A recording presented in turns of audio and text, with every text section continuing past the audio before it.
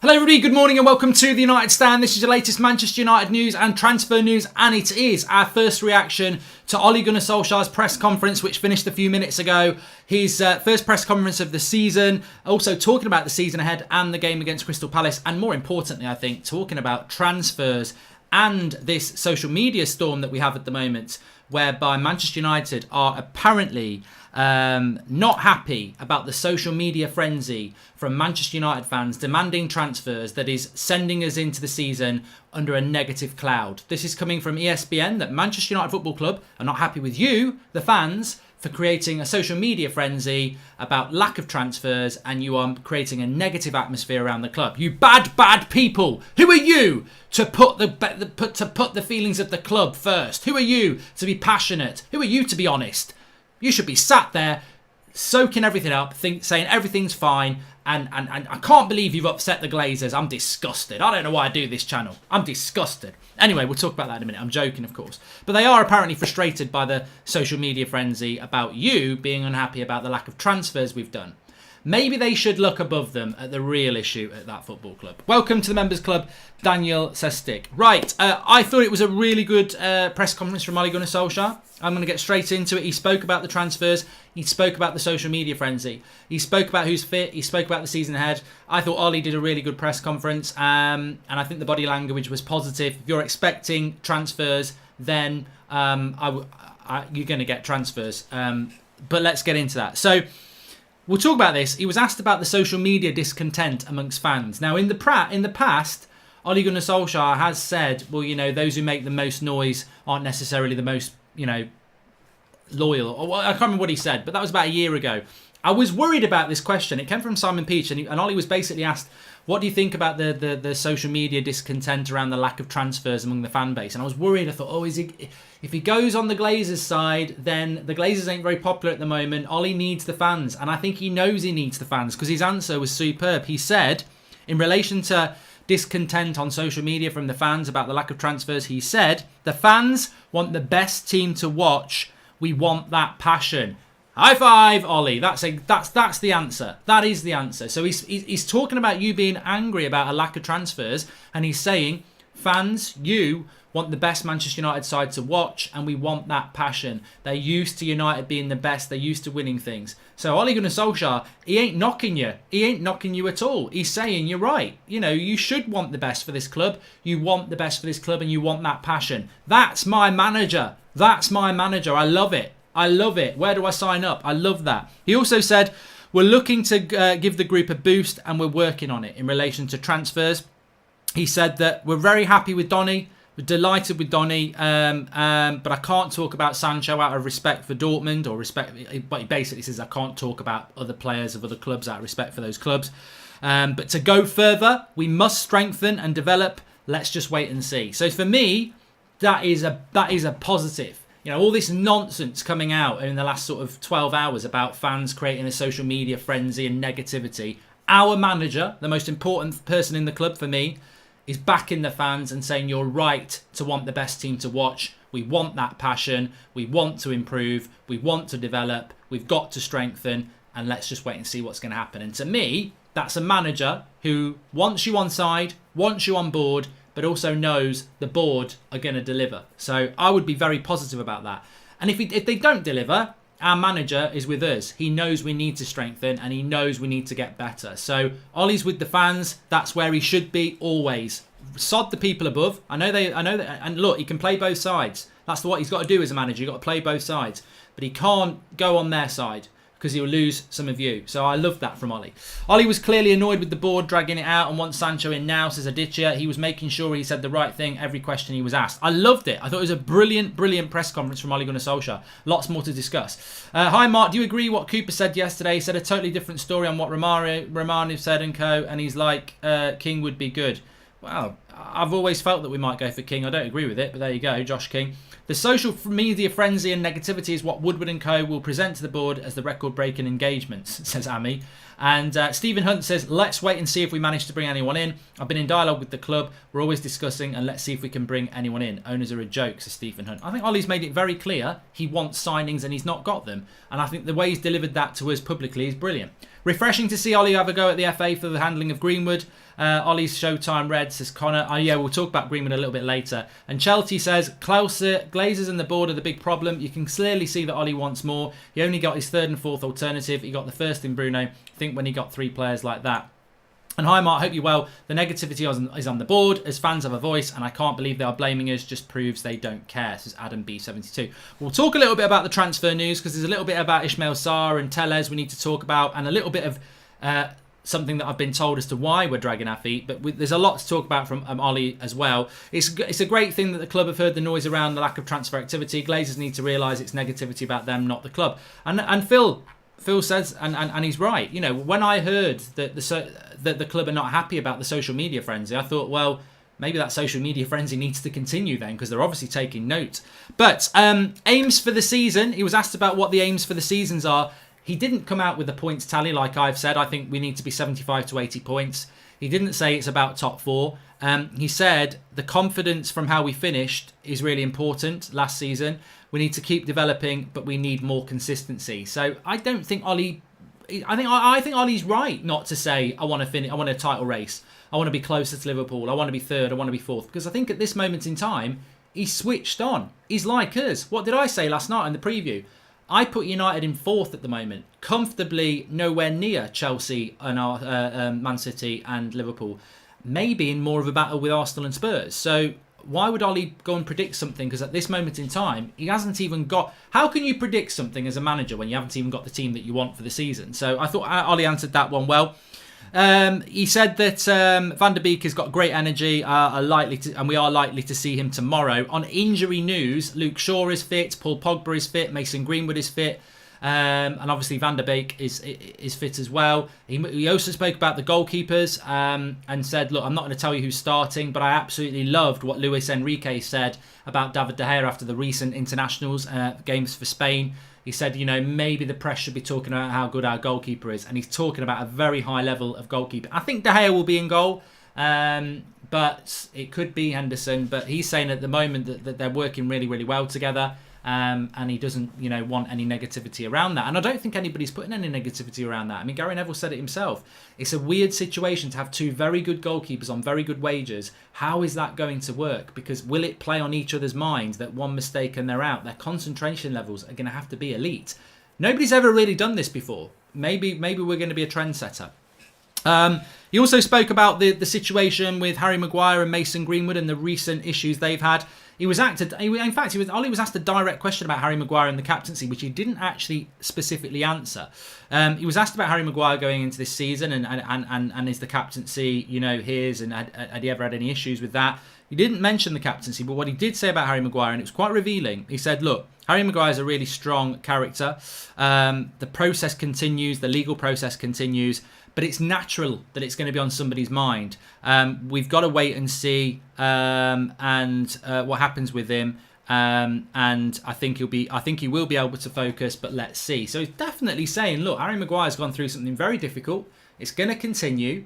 He is a strong character, but it's naturally going to impact on anybody. Let's see how he goes. And I think that's real honesty from Ole Gunnar Solskjaer. And let's not forget, you know, we're Manchester United. We spend so much time talking about this club that we love.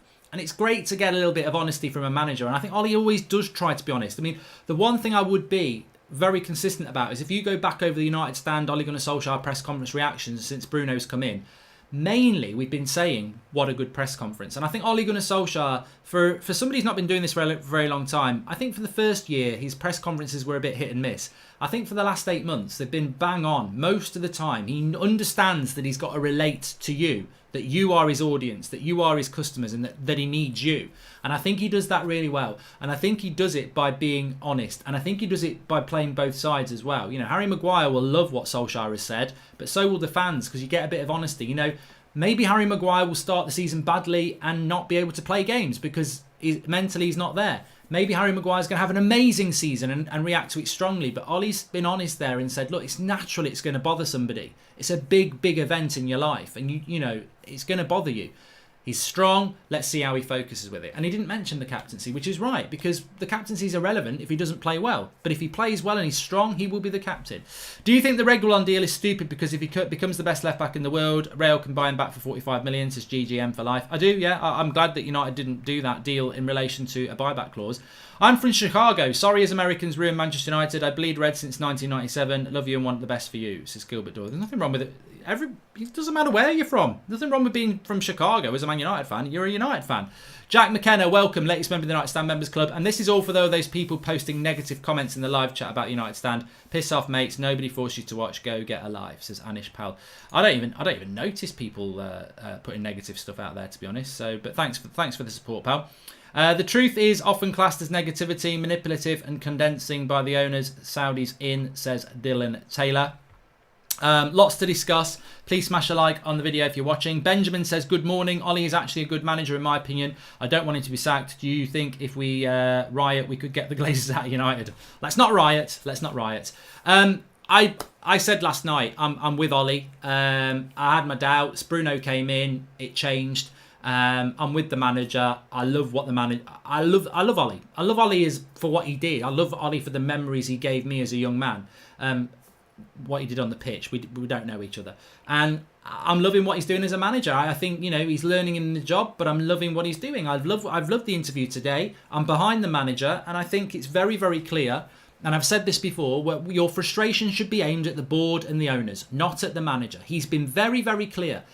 When Simon Peach says to him, what do you feel about the social media discontent about the lack of signings? If he was a club man, a Glazers man, he would have come out and said, well, it's not really acceptable, is it? It doesn't help the club. We're trying our best and there's this negativity. He didn't. He said, we need that passion. United fans want the best United team. We need that passion. So he's with you. He's with us. Starting to think we won't have any more signings, says Tom McLeavy. Look, if we don't get any signings, then you know where to aim your frustration. Not at Ollie. He's made it very clear again today that he wants signings. Read between the lines. He's with the fans, he is frustrated, and he wants signings. If they don't deliver signings, it's not on the manager.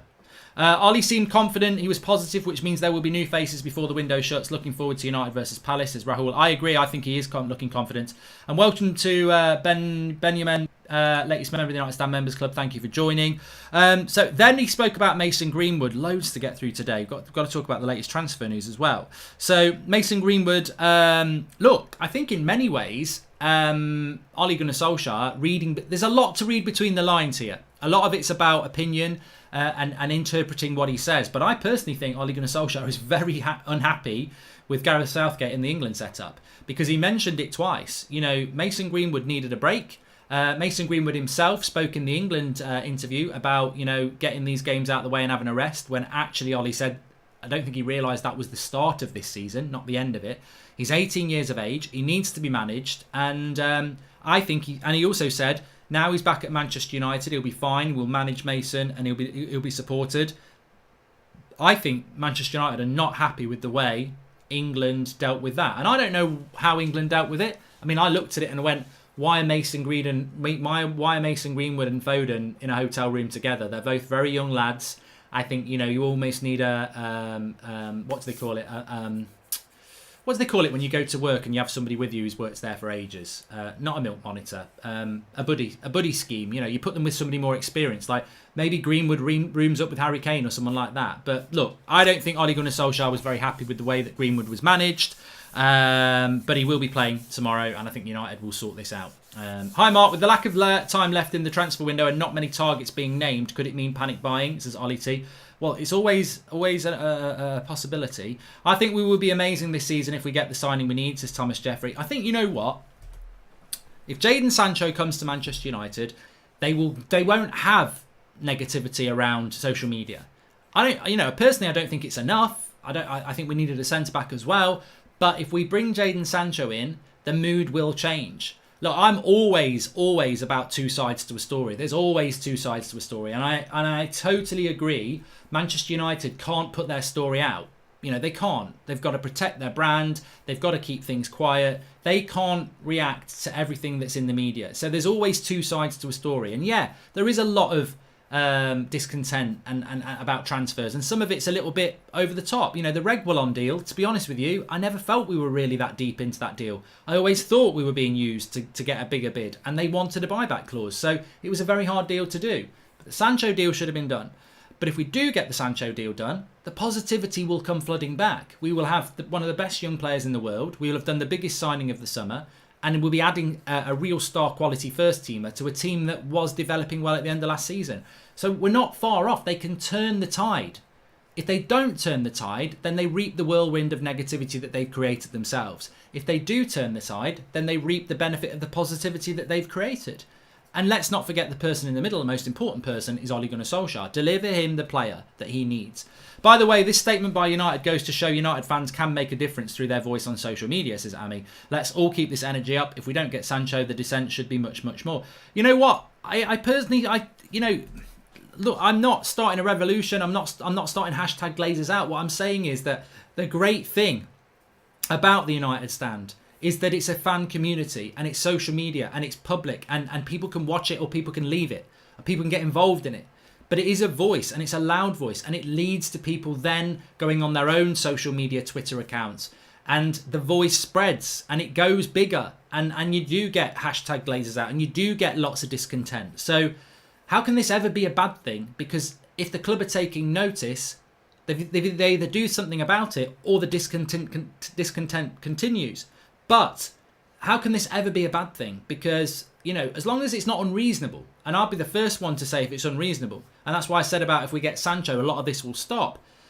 But this is just passionate fans having a voice about things that aren't going well for the football club that they love. How can that be a bad thing? It's not irrational. It's not hysteria. It's very focused frustration. And it will change. If the club deliver, it will change. And at the end of the day, all the money that the club make because of you. You know, BT and Sky only pay loads of money for Premier League football because they want you to watch it.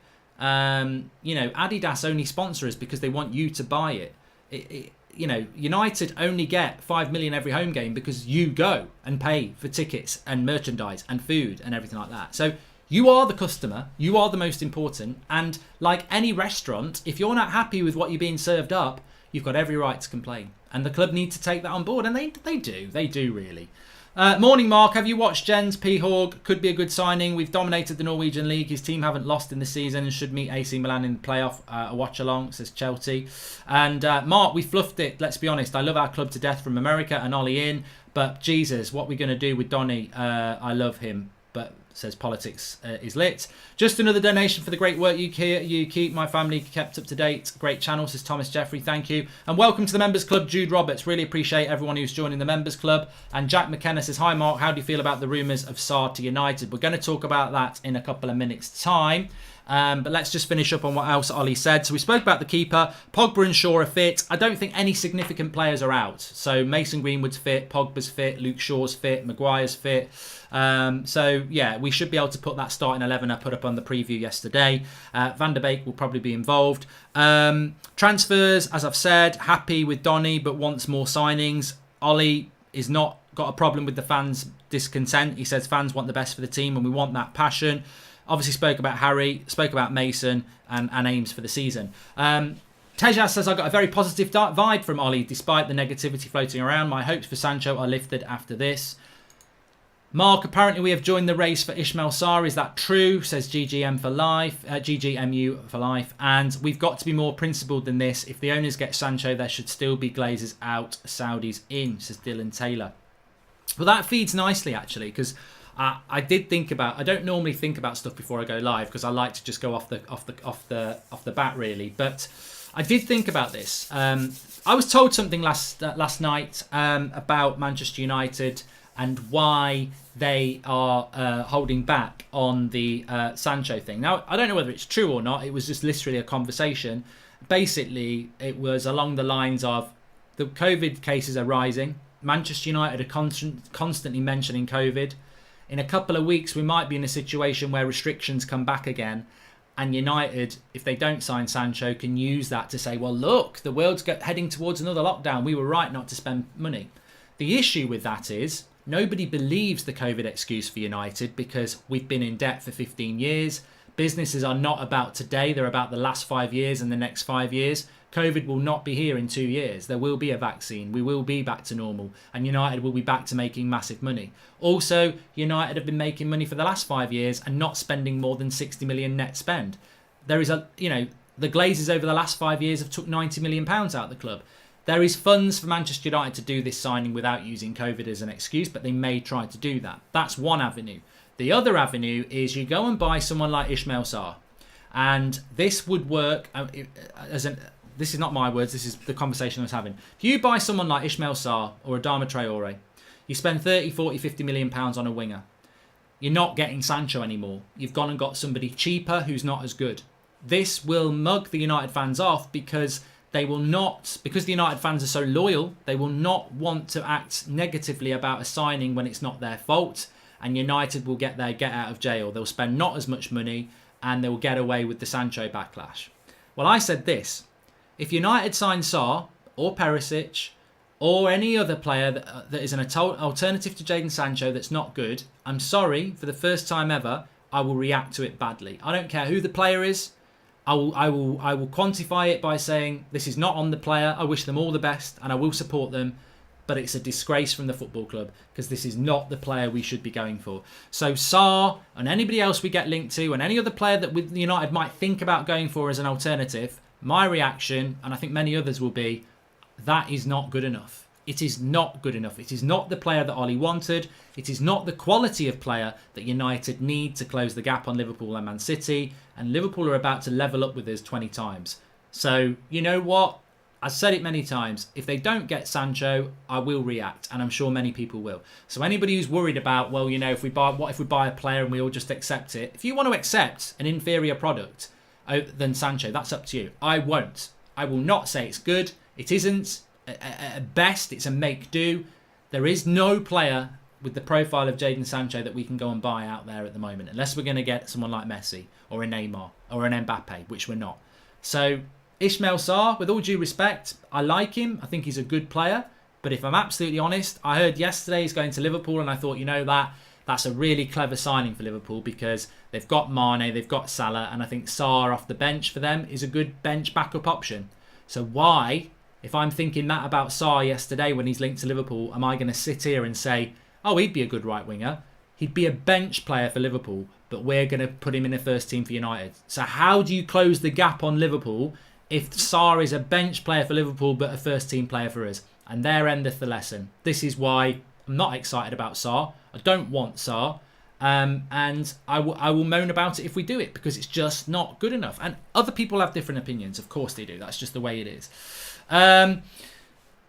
Tellez, we need to talk about him as well. Ollie may well want Sancho and more, but the board will not deliver what he wants. Woodward ask him for a visit, says Chung Lee. And so yeah, no, on that, I will back Sarr if we buy him. I will back Josh King if we buy him, but I don't think they're good enough, and I will say that.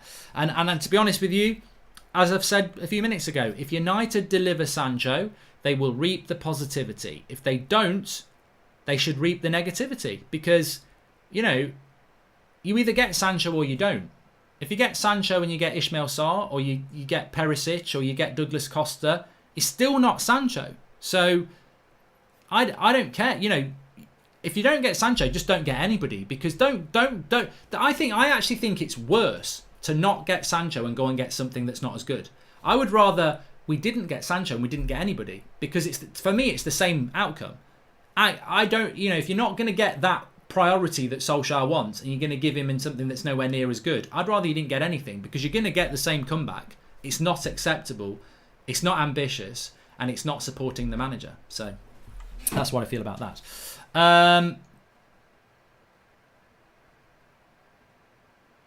Buddy says, Mark's so obsessed with Sancho, forgetting that other players are good too. Well, give me the name of the players, mate. Give me the name of the players. I'm not obsessed. Well, I suppose I am obsessed, actually. I will accept that obsession has a meaning that you may be able to attach to me and some United fans. I'm obsessed because it's Solskjaer's priority and it's the one player that's available that in a position that we need that will make us better. Tell me a player that we can get that is as good as Jadon Sancho or anywhere near, because we can't get Mbappe, we can't get Neymar. Adama Traore is nowhere near as good as Jadon Sancho. And Ismail Sarr, look, he just got relegated with Watford. He's a good player, but, you know, I don't think he's a top 6 player. I think he sits on the bench.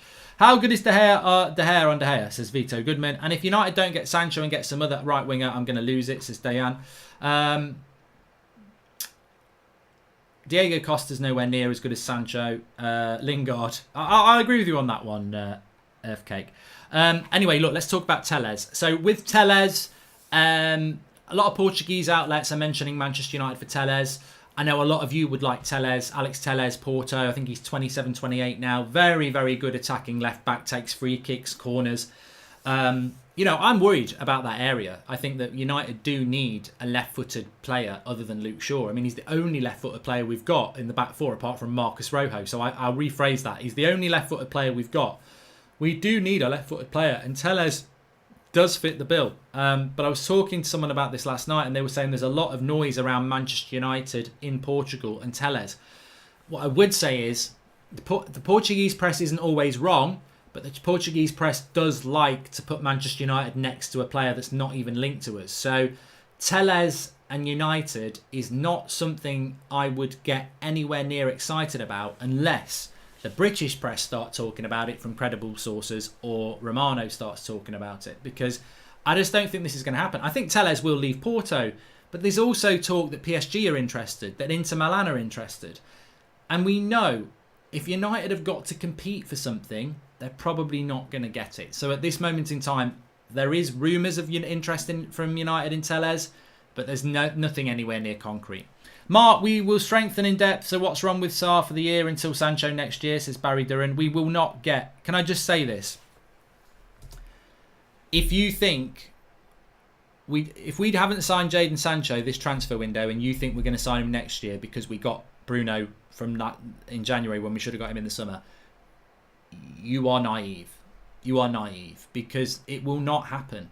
It will not happen. Other clubs will be in the race. Sancho will be pissed off because we refuse to pay what he's worth, and we just won't get him. And also, we might not be in the Champions League next year. So the chances of us signing Sancho, if I'm 90% sure we're going to sign him in this transfer window, I'm 90% sure we won't sign him next summer, because there'll be so much going against us.